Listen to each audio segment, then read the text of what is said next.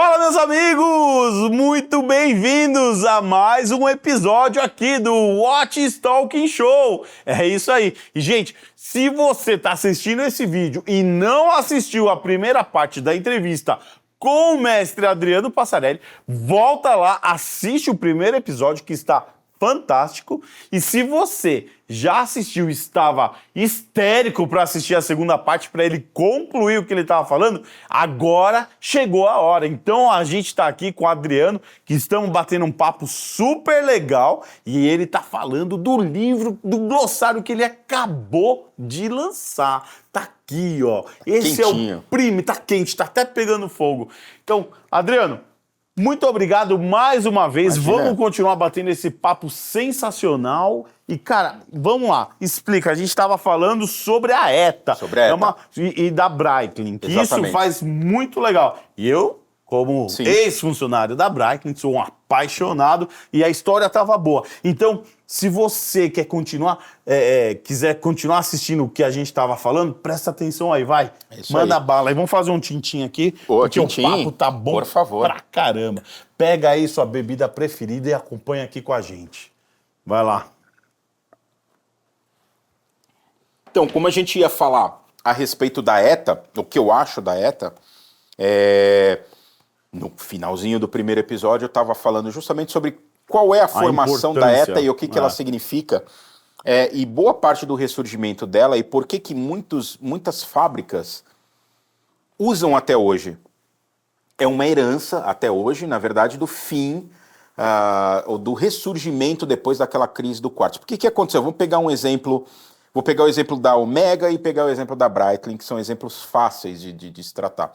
A Breitling, historicamente, quando ela foi recomprada, né, uma das ideias era fazer um novo cronógrafo esportivo, que era o Chronomat, e precisava-se de um calibre cronógrafo automático. Ninguém ia sair desenvolvendo um calibre, todo mundo quebrado, falido, Exato. comprou, eu não Exato. sei, mas tem na história aí, provavelmente a marca Breitling deve ter sido comprada pelo preço de um carro, provavelmente. Tão pouco que isso não valia Pela nada. família Schneider. Schneider, exatamente.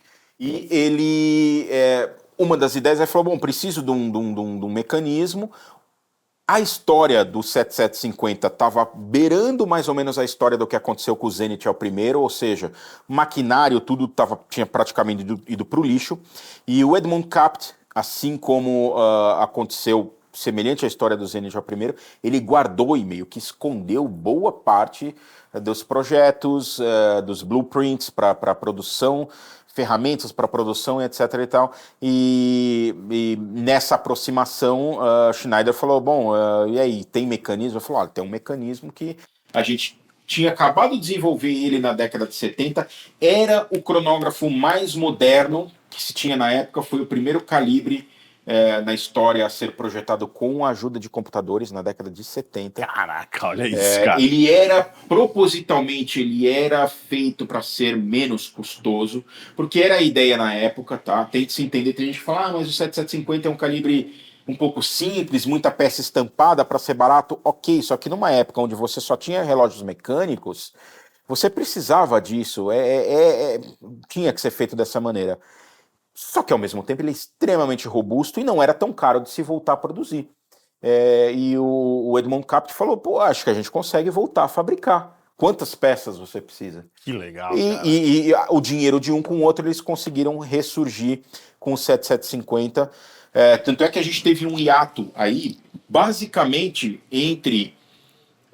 Eu posso até estar enganado, mas pela minha memória, entre a produção e o desenvolvimento do 7750 até a indústria suíça fazer um novo cronógrafo mecânico, passou-se praticamente 15, 16 anos, porque pelas minhas contas, imagina, quase 2 décadas sem se inventar nada. Por causa Só utilizando o 750. Só utilizando o que já tinha. Ele é muito importante, e até hoje Ele é muito existe, importante, ainda cara. é. Ele é super robusto, E ele é super preciso.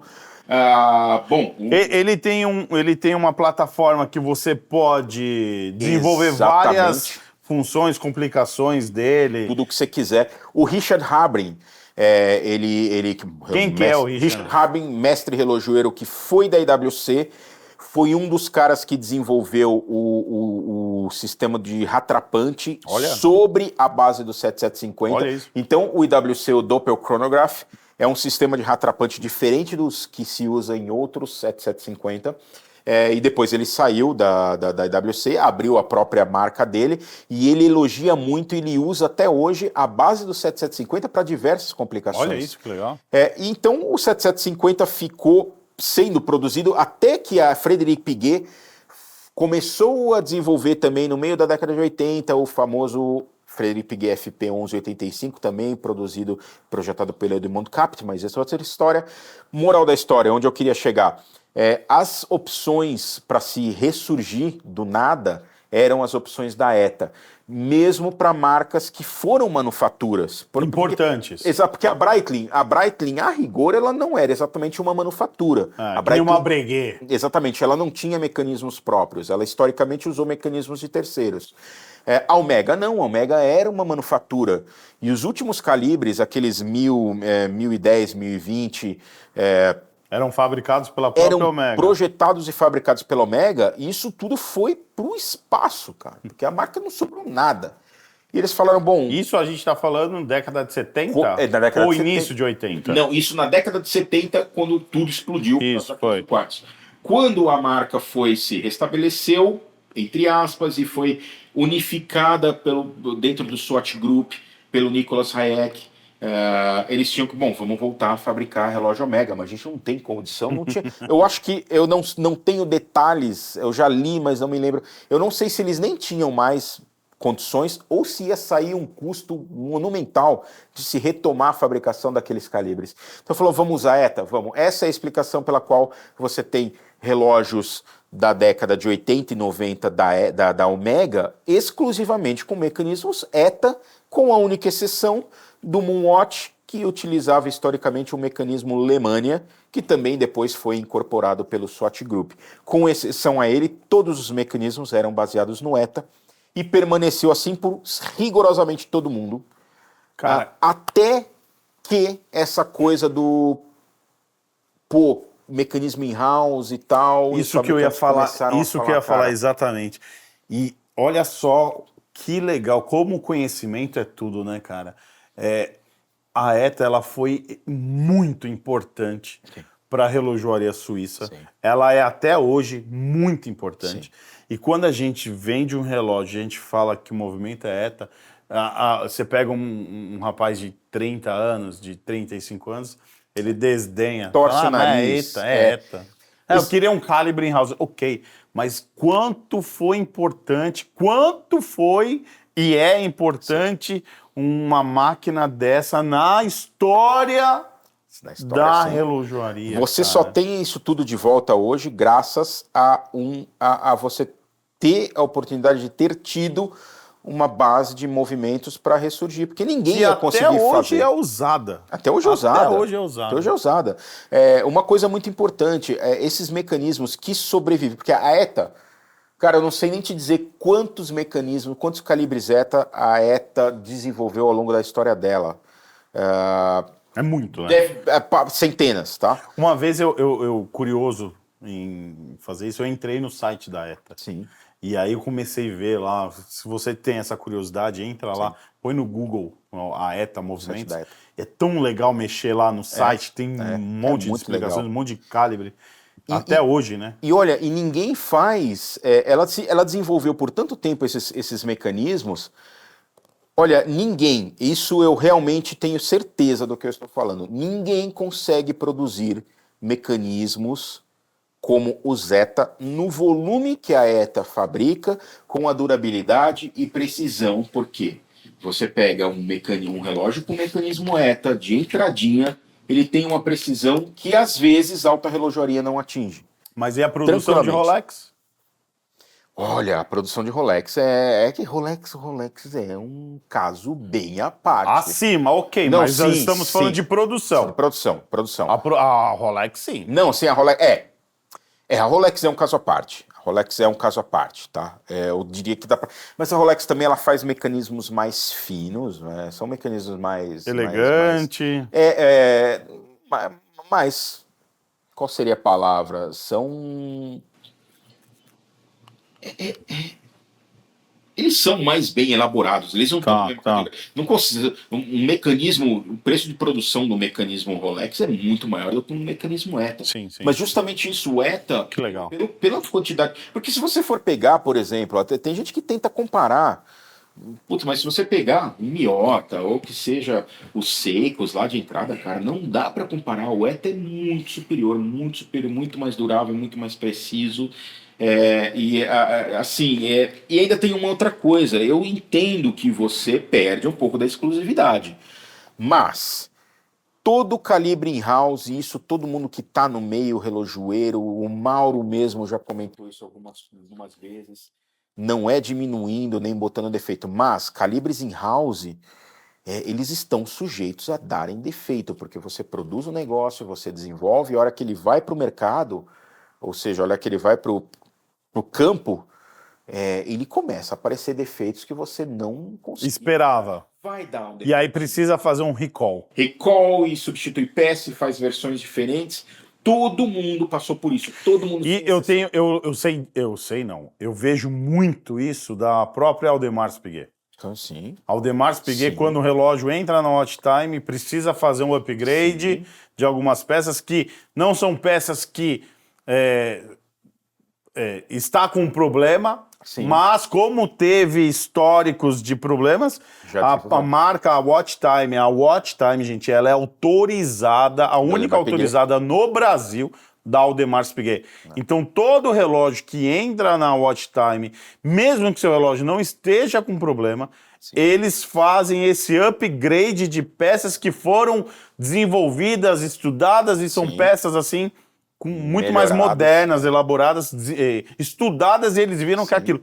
E elas são substituídas, mesmo que não tem problema, mas são substituídas. Então, por isso que na hora que eu vendo um Audemars Piguet, um Royal Oak, por exemplo, eu falo, gente, esse relógio aqui, ele passou pela Watch Time, fez revisão na Watch Time, e esse relógio ele já está com todos os upgrades atualizados. Então, pode ser um relógio 2012, 2014 que eu estou vendendo, mas o relógio exatamente igual tivesse na loja, atual. Isso é muito legal, isso, né? Particularmente com o calibre 3120. Quais outras... E 3120, quais outras marcas que fazem isso? Dessas atualizações? A Omega passou por isso, com os calibres 8500, que foram os primeiros calibres desde muito tempo, ou seja, desde a década de 70, ela foi começar só no meio dos anos 2000 a produzir seu próprio calibre. Então, todo calibre 8500 que entra na Watch Time, que não tem essa atualização, acabam sendo algumas coisas. O nível de modificações que ele passou ao longo das décadas é menor do que, por exemplo, um modelo APD 3120. Mas tem peças que foram substituídas, melhoradas e que são trocadas automaticamente. Breitling B01, que aliás o Breitling B01 é um cronógrafo histórico, porque é uma máquina espetacular. De verdade, eu tive a oportunidade, aliás, eu lembrei, eu fiz, quando ela lançou, pouco tempo depois, eu fiz um review dele na revista Pulso, do Chronomat 44, com B01, eu fiquei muito impressionado, não só com a precisão, mas com a reserva de marcha, o fato de ser um cronógrafo super moderno, uma construção. Embreagem vertical. Embreagem vertical, que se usa roda de coluna. Roda de coluna. 60 horas de reserva de marcha. Tambor de marcha, de reserva, mas com uma boa reserva, uma puta estabilidade de marcha, um calibre simples, com poucas peças, não é como... de maneira nenhuma desmerecida, mas não é como um Zenith ao primeiro, que tem 40 tipos diferentes de parafuso, 1 milhão de peças, muito mais simples, mais ou menos a mesma filosofia, não por acaso, mas mais ou menos a mesma filosofia do Rolex 4130.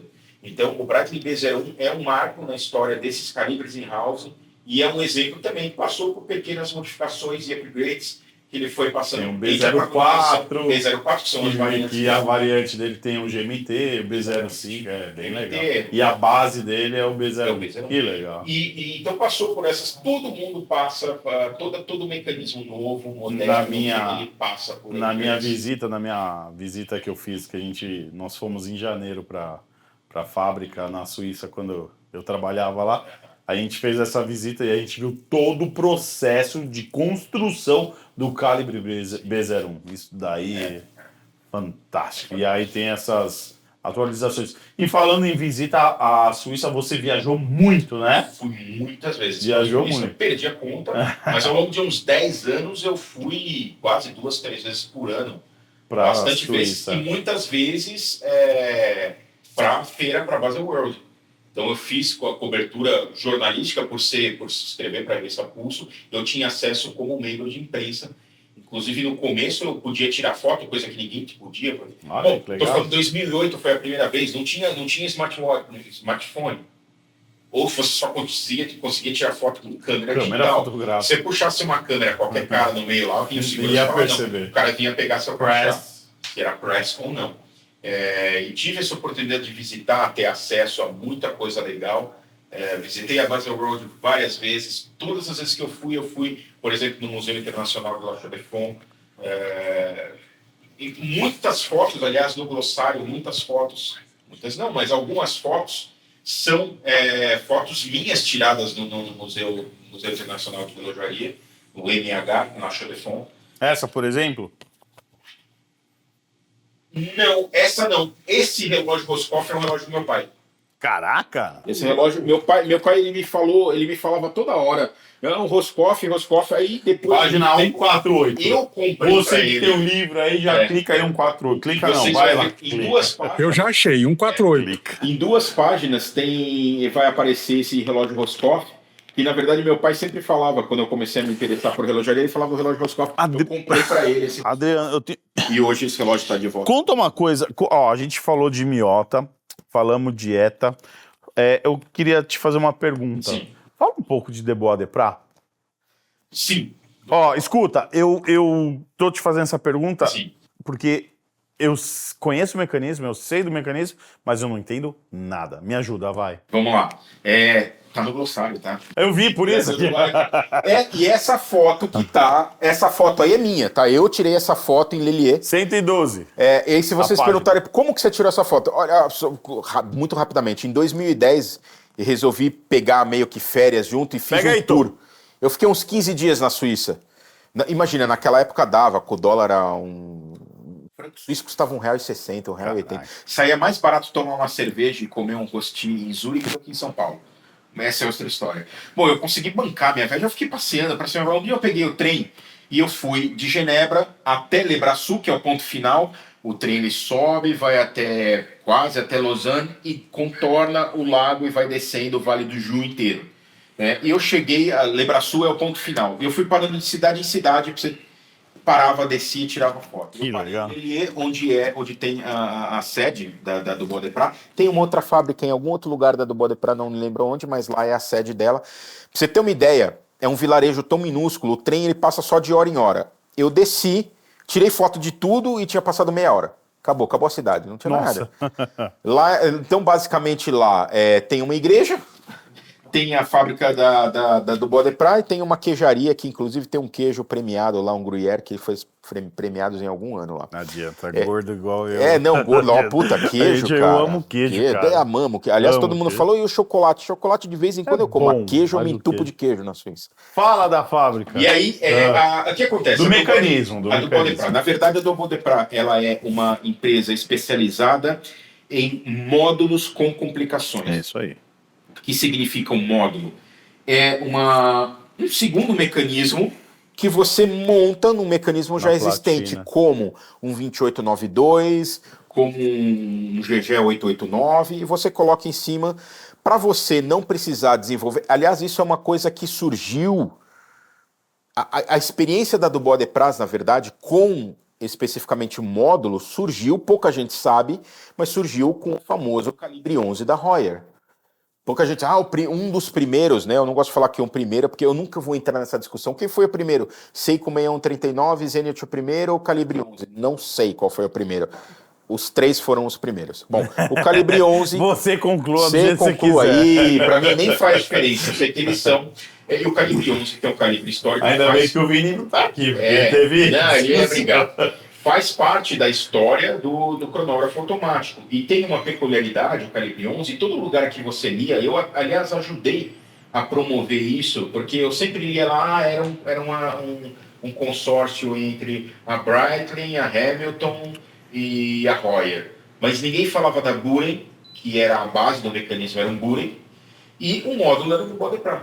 Então, na verdade, apesar de ter sido desenvolvido por todo junto, não tem assim... Fisicamente não tem nada de Breitling, nada de Heuer, nem nada de Hamilton. O que tem ali é uma base, um mecanismo microrotor da Buren, com um módulo da do Bodeprat. E foi com essa experiência que a do Bodeprat, que já fazia complicações e várias coisas para microcomponentes para a indústria, se especializou em módulos, pulando a crise do quartzo, quando... as marcas voltaram a ressuscitar na década de 80, descobriram que você só tinha uma opção de cronógrafo automático, que era o 7750. Se você quisesse qualquer outra coisa diferente, não tinha. E uma das opções, então, a do Bodeprat, falou, vamos fazer um módulo que você ponha na máquina que você quiser, particularmente na 2892. Uma baita ideia, né, cara? Sim, você transforma Você qualquer pega máquina isso. em calendário perpétuo. E hoje, basicamente, é isso. A do Bodeprat, ela é especializada nesse tipo de complicação, mas tem inúmeras complicações. E aí a gente vai falar modelos famosos que usam módulos do Bodeprat. Omega Speedmaster Reduced, tá? Famoso calibre antigo 1140, que depois se tornou 3220. Parece um déjà vu. Eu tô lendo ele falando, parece um negócio... Ele é um relógio famoso porque ele era uma opção automática e menor e reduzida, como o nome sugere, do Reduced do Speedmaster Professional, que era corda manual. Ele é um exemplo que é basicamente uma base de um 2892 com módulo do Bodeprat. Outro relógio, provavelmente um dos mais famosos, Royal Oak Offshore. Caraca! Que basicamente é o mesmo módulo do Speedmaster Reduced, só que montado originalmente num Gégère 889, que era o calibre original, que é o 2126/2840, e que depois esse mesmo módulo passou a ser utilizado no calibre in-house da Audemars Piguet, que era o 3120, tornando-se, no caso do Royal Oak Offshore, 3126/3840. 3840 nada mais é do que a referência do módulo. Tá? Que aula! Eu me sinto... eu tô me sentindo na universidade. Eu tenho que aqui. me controlar, senão vai virar 10 episódios. Cara. Também, mas isso é muito importante. Uma coisa legal que eu já vi muito gringo falando, é que o módulo tem uma má fama, que é complicado de revisar, mais ou menos. Ele é complexo de se revisar, tá? Diferente do módulo de um cronógrafo que é integrado, que ele nasceu como cronógrafo. Ele tem algumas particularidades, mas existe manual para eles. Existe um módulo que é o que faz parte do ETA 2894. É muito parecido com o do Bodeprat, mas ele é uma construção diferente sobre uma 2892 também. É um módulo... Às vezes eles são um pouquinho durinhos para acionar, mas há muitos anos atrás a recomendação era trocar o módulo. Muita gente confunde isso e fala, tem que trocar o módulo porque o módulo é ruim. Não, não é. É porque lá fora um relojoeiro custa muito caro. Era mais fácil você tirar o módulo, mandar para a fábrica se vira com aquilo, revisa, recondiciona e você coloca um módulo novo recondicionado. Essa é a razão, não é porque é ruim, não é porque é... É o tempo de hora do relojoeiro. É o tempo de hora do relojoeiro, que lá fora normalmente é muito mais caro do que no Brasil. Verdade. Então essa é a explicação, não é porque é pior, não é... Foi uma ótima solução durante muito tempo. Tem caído em desuso, particularmente o módulo de cronógrafo, mas o módulo com outras complicações não. Tá cheio de módulo de tudo feito pela do Bodeprat, algumas outras fabricantes também, mas módulo de calendário perpétuo, reserva de marcha, coisa astronômica, GMT, tudo que você pode imaginar. Fases da Lua, né? Tudo, fases da Lua, tudo que você pode imaginar. Deixa eu te fazer mais uma pergunta. Sim. Posso mandar mais uma? Lógico, várias. Alemanha. Puta, cara, Alemanha é um dos maiores fabricantes de cronógrafos da história. algumas fabricantes, algumas manufaturas históricas se especializaram em cronógrafos, como a Valjoux, tá? Tanto é que é difícil você achar um calibre Valjoux que não seja cronógrafo. Tá. Existe, mas é exceção da exceção. Lemania, a mesma coisa, muito embora a Lemania tenha participado do projeto de alguns outros calibres que não eram exatamente cronógrafos, mas a maioria é cronógrafo. Aí você tinha a Venus, que tinha cronógrafos muito bons, você tinha a...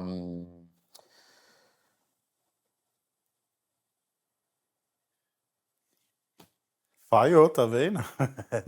A enciclopédia humana É fato, deu uma Como é falhada. que tá fazendo o loading? Tá fazendo... Travou o carregando. Wi-Fi aqui. Pai amado. Landeron, tá? A Landeron era também uma manufatura especializada em cronógrafos mais simples, mais baratos, e as fabricantes que faziam os mais finos eram particularmente a Valjoux e a Lemania. Tanto é que você tem cronógrafos históricos, como o Valjoux 72, que tinha base no Valjoux 22, virou Valjoux 72, que equipou inúmeros modelos, ainda até hoje é considerado um dos melhores cronógrafos já feitos na história, e que equipa, por exemplo, os primeiros Daytona. Tá? E a Lemania também, por conta de ter tido inúmeros projetistas célebres em sua equipe, foi responsável por fazer alguns dos melhores cronógrafos, entre eles, basicamente, o que originalmente era o Lemania 321, ou melhor dizendo, o Omega 321, que era um mecanismo da Lemania. Eu sempre me esqueço a referência dele pela Lemania, mas é muita coisa para lembrar. Então mas o 321 é o 321 ele é um Lemania. O 861, o famoso 861, Isso, que é um 321 um pouco primeiro, modernizado, mas que ficou célebre por ser muito robusto, muito preciso, compacto, porque era um mecanismo de 28mm, era pequeno na época, Eu queria os falar cronógrafos eram sobre grandes. isso com você, sobre compacto, que Sim. eu queria entrar nessa conversa. Sim. Só conclui. E basicamente uma das coisas importantes, uma prova, se alguém tem dúvida de que, por exemplo, o calibre 321 da Omega, ele na verdade era a versão mais pé de boi desse Lemania, o que ia no Speedmaster, porque a Patek Philippe usou o mesmo calibre até bem recentemente, Vacheron Constantin usou o mesmo calibre Olha até que recentemente, legal. e a Breguet usou até recentemente exatamente o mesmo calibre do Omega 321. O do 321, na verdade, era o mais espartano para equipar um relógio esportivo e robusto, e a Alemanha permaneceu sendo, até hoje, fabricando esses mesmos mecanismos. Hoje o nome dela mudou oficialmente, ela se tornou a Manufacture Breguet. Então, os mecanismos da Breguet são fabricados pela Alemanha. Da mesma maneira, isso é uma organização de dentro do SWAT Group, então ela transformou a Alemanha em Manufacture Breguet, da mesma maneira como transformou a Frédéric Piguet em Manufacture Blancpain. Então, a Frédéric Piguet hoje não chama mais Frédéric Piguet. Quando eu estive em Le Brassus, ainda tinha o prédio escrito Frédéric Piguet, e hoje ela faz, como a maioria dos mecanismos da Blancpain são Frédéric Piguet, ela virou Manufacture Blancpain. Mas, enfim, é isso. A Lemania e Valjoux são os mais finos cronógrafos na história em termos de robustez e equiparam modelos absolutamente históricos. Que legal. Fantástico. Não, pô, agora aqui, ó, dá pra entender porque o cara lançou um livro, né? Ele é uma enciclopédia. Catequizou a produção toda. A produção tá assim, ó. Ele é uma enciclopédia humana. Me fala, eu queria que você falasse um pouco, porque eu tenho muitos clientes que não gostam de relógios pequenos. Sim. Eu venho da escola da Breitling, Tá. né? Porém, a história da relojoaria sempre foi o minimalismo, foi quanto mais funções e menor tamanho, eu vou ser melhor, vou se destacar. Antes dos relógios, antes dessa história de desenvolver relógios maiores, Sim. eu pego relógios da década de 60, os vintage, 70, 80, e são relógios pequenos. Sim. O cara, adorei o relógio, mas o relógio é pequeno. Inclusive, eu tô com um Panerai aqui, a gente já fala desse Panerai. maravilhoso aqui, raro pra caramba. Eu tô com um Power Reserve, é difícil de achar um relógio desse. E me fala um pouco dessa corrida das marcas para desenvolver o minimalismo na relojoaria. Você miniaturizar a relojoaria mecânica foi um dos grandes desafios, principalmente para você poder usar ele no pulso. Então, porque antigamente, a gente está contando, se a gente voltar no tempo, eram relógios de bolso. Bolso, sim. Né? E que os primeiros relógios de pulso, eles eram contrações de relógios de bolso adaptados para o pulso. Que, inclusive, grande parte da história do tamanhão do Panerai, que é outra história, mas pelo fato dele utilizar máquinas enormes que não eram projetadas exatamente para serem de pulso. Para usar no braço. E essa miniaturização era um dos grandes desafios, porque você passa a transformar, a lidar com tolerâncias mecânicas que, cara, é difícil você fazer um negócio muito pequeno e continuar funcionando. É muito mais fácil fazer algo grande, as folgas são mais amplas, a coisa funciona melhor. E, naturalmente, você teve alguns desafios, por exemplo, como o caso dos calibres Lemania com 28 milímetros, a designação dele original, inclusive, fazia referência ao número 28, que era de 28 milímetros, era considerado um cronógrafo pequeno, porque ocupa muito espaço. Exato. São muitas peças. É difícil você fazer um cronógrafo muito pequeno. Componentes, e você tem que empilhar ele cresce em altura, mas você tem que ter espaço. Tamanho do isso é uma coisa extremamente complicada e complexa que não dá nem para explicar aqui, mas assim, o tamanho do mecanismo tem uma função fundamental entre um equilíbrio entre precisão e reserva de marcha. Você tem que equilibrar os dois, porque você tem um espaço limitado para colocar a corda ali dentro e um espaço limitado para você conseguir colocar um balanço que seja mais estável, mais pesado e por aí vai. Ao longo da história, a tendência foi que se fizessem mecanismos sempre menores e principalmente mais finos. Tá? A década de 70, especificamente, os relógios deram uma crescida em geral. Por exemplo, quando você pensar num Speedmaster Mark II, Mark IV, eles eram relógios relativamente grandes. Exato. Os relógios deram uma crescida na década de 70. Mas os mecanismos a luta era fazer eles cada vez mais finos. E aí você pode citar na história, por exemplo, a Omega, que tinha em sua base de relógios mecânicos os calibres da série 500, 550, 560, 565, etc. E tal. Ele era bem mais gordinho. Quando eles entraram no fim da década de 60 para 70, entraram na linha dos calibres 1001, 1002, depois 1010, 1020, eram muito mais finos. Inclusive, você pega o manual técnico, ele faz essa referência, conseguimos fazer um relógio mais fino, etc. e tal. Até a década de 80, o calibre Frederic Piguet 1185, que foi, como eu falei, ele foi o primeiro calibre, depois de 16 anos ou algo assim, a ser fabricado depois do 7750 na indústria relojoeira suíça. Foi o Frederic Piguet, que é o 1185, que é um cronógrafo automático. Na época do seu lançamento, que acho que em 1988, ele era considerado o cronógrafo automático mais fino da história. Isso permaneceu na década de 90. Muito tempo. Os relógios eram finos, etc. e tal. Hoje é a Bulgari, né? Sim, puta, aquilo é um Depois espetáculo. O que eu acho legal é que, assim, aparentemente, o ressurgimento da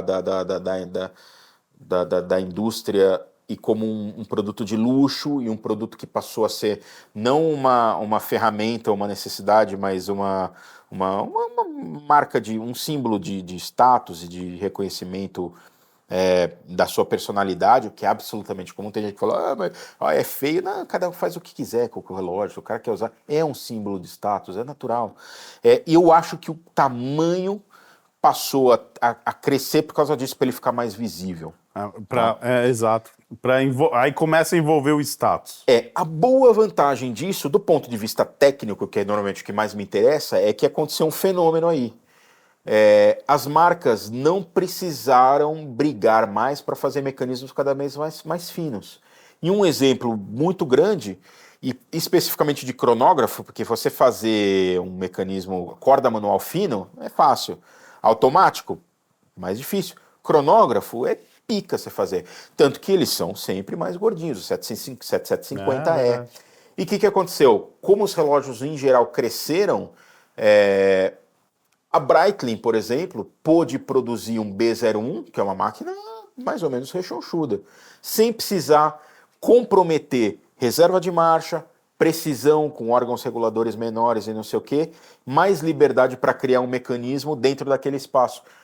Porque os mecanismos podiam ser grandes. Mesma coisa com o Omega 8900, que era, aliás, o Omega 9300, mas até o 8500 também, que era o calibre primeiro, o calibre in-house depois de décadas da Omega, ele também já era um calibre bem mais gordinho, mais alto, o 9300 mais ainda.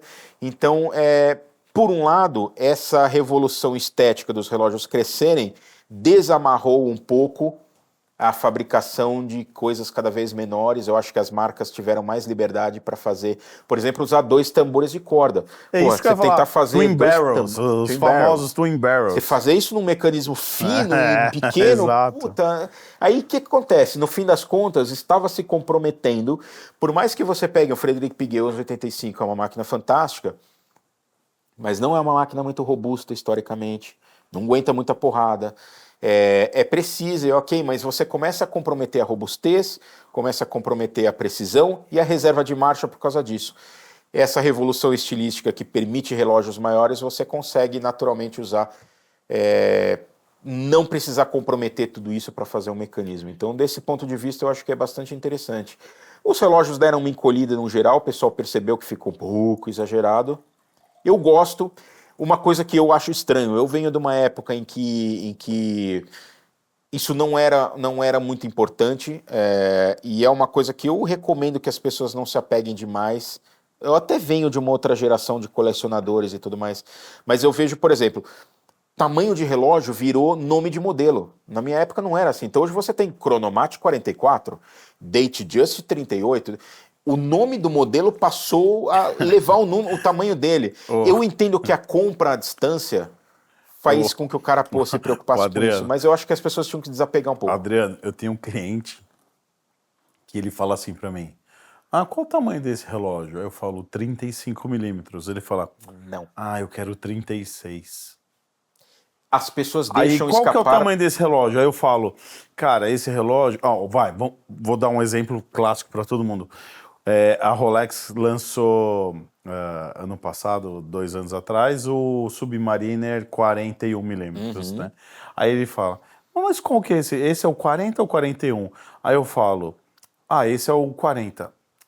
Não, prefiro o 41. Tá, tudo bem que o 41 é o lançamento, mas tem o inverso também.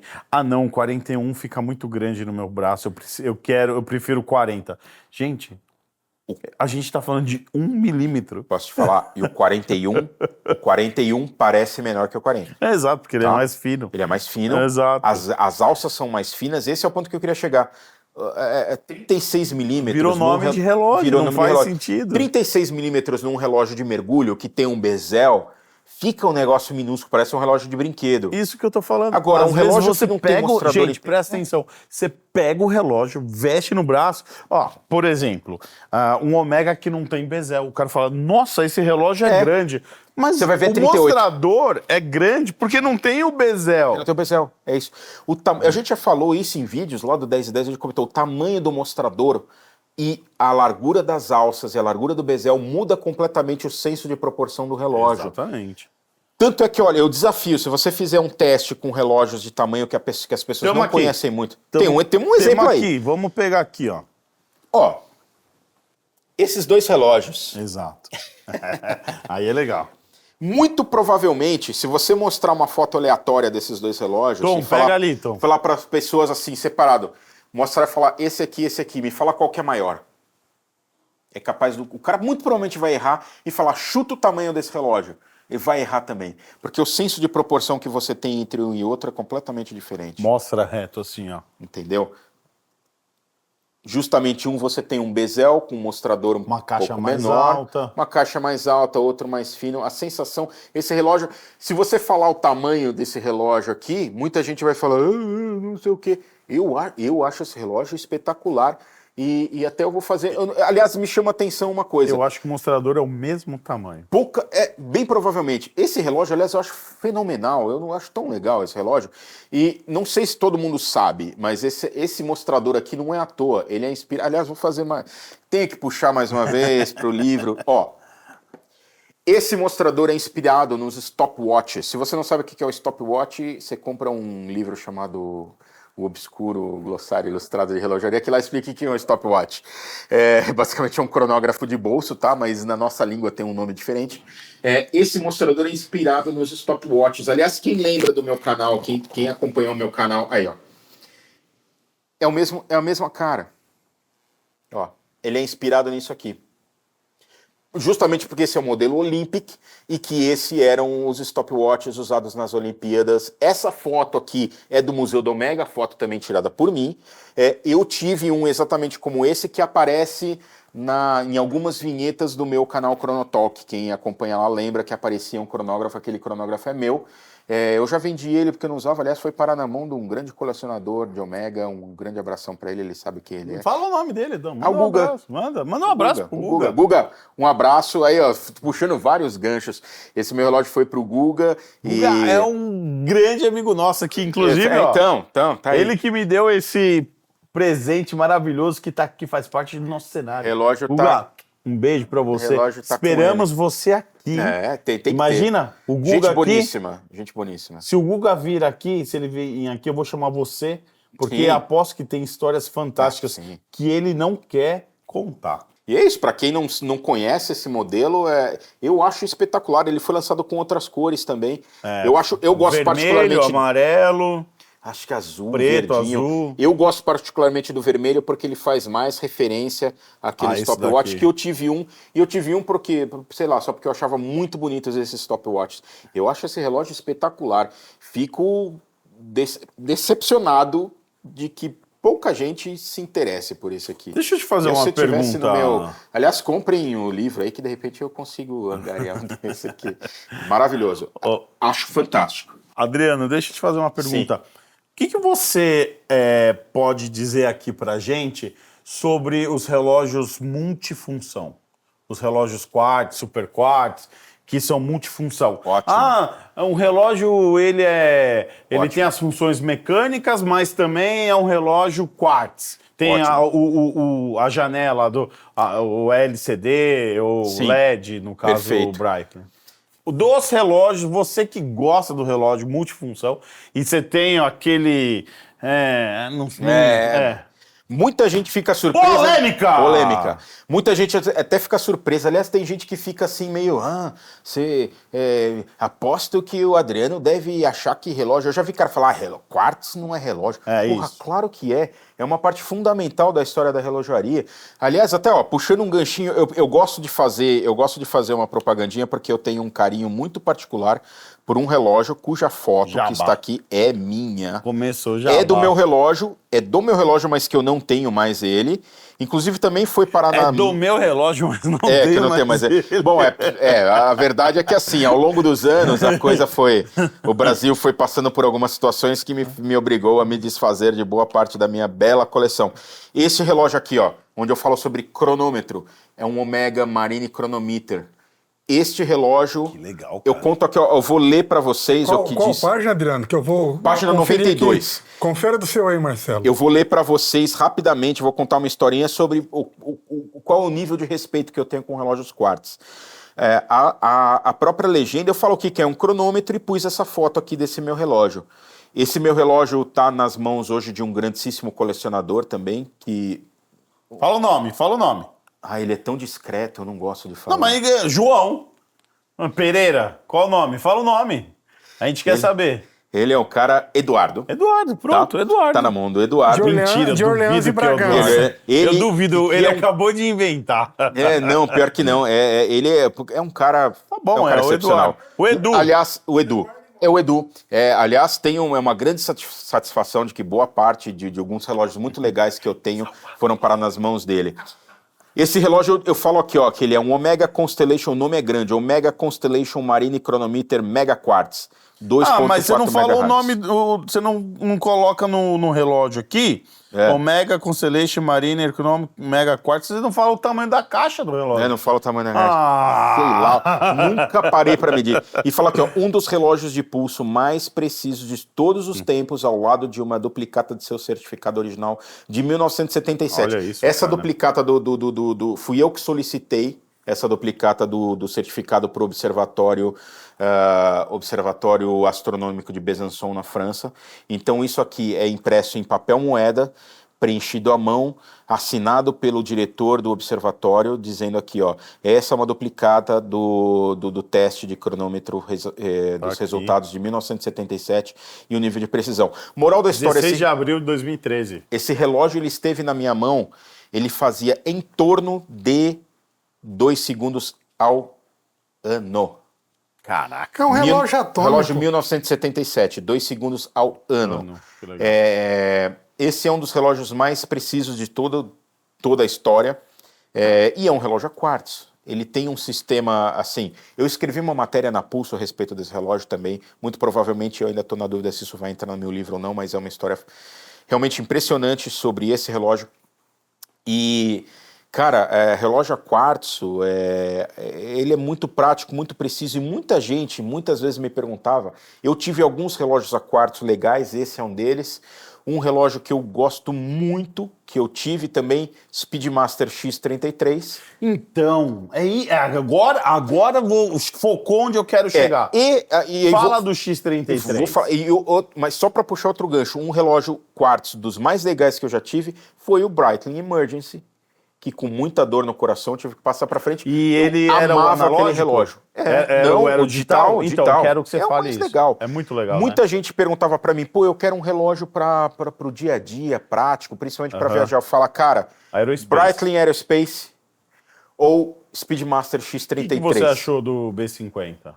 Primeiro calibre in-house desenvolvido super quartz da Breitling. Ele é muito Várias legal, ele tem funções. funções, eu acho particularmente muito bonito. O B50 e o B55, os relógios são muito bonitos, talvez um pouquinho grande demais, mas eu entendo que a máquina é grande, ele precisa Breitling, caber ali pô, dentro. A Breitling tem uma coisa muito especial com relação aos calibres quartz, é que por conta da filosofia da marca, de que todos os relógios Breitling são COSC, todos eles têm certificado COSC, os quartz também. Pouca gente entende isso. A certificação do relógio quartz é completamente diferente, que eu explico aqui como é que é, quais são as normas, quais são as regras. E, assim, uma das coisas fundamentais é que eles são circuitos termocompensados. Isso significa, de maneira simples, que o calcanhar de Aquiles para o relógio quartzo é a temperatura. A temperatura muda a frequência de vibração do cristal de quartzo.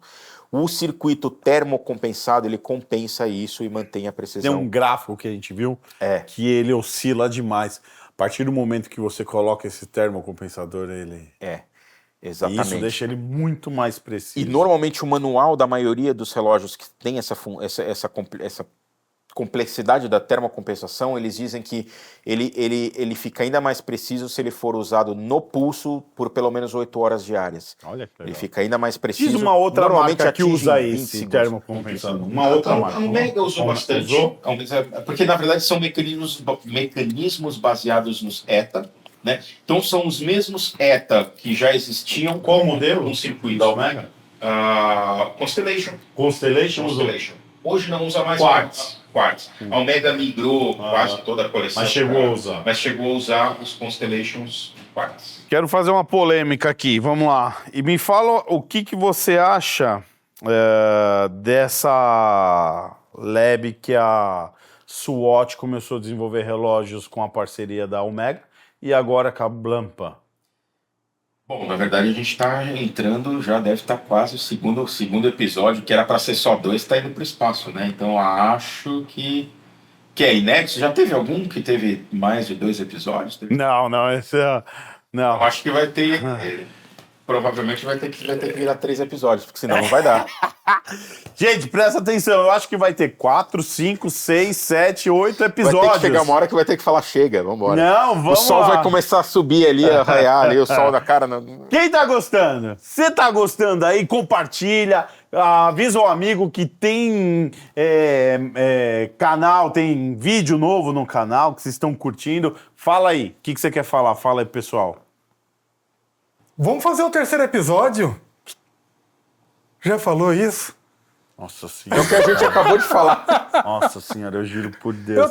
Eu tava vendo com a produção, porque tá muito legal isso aqui, Adriano. É isso. Que bom. Eu vou continuar Então, lendo meu gente, livro. aí, ó, vamos pro terceiro episódio. O papo tá legal pra caramba.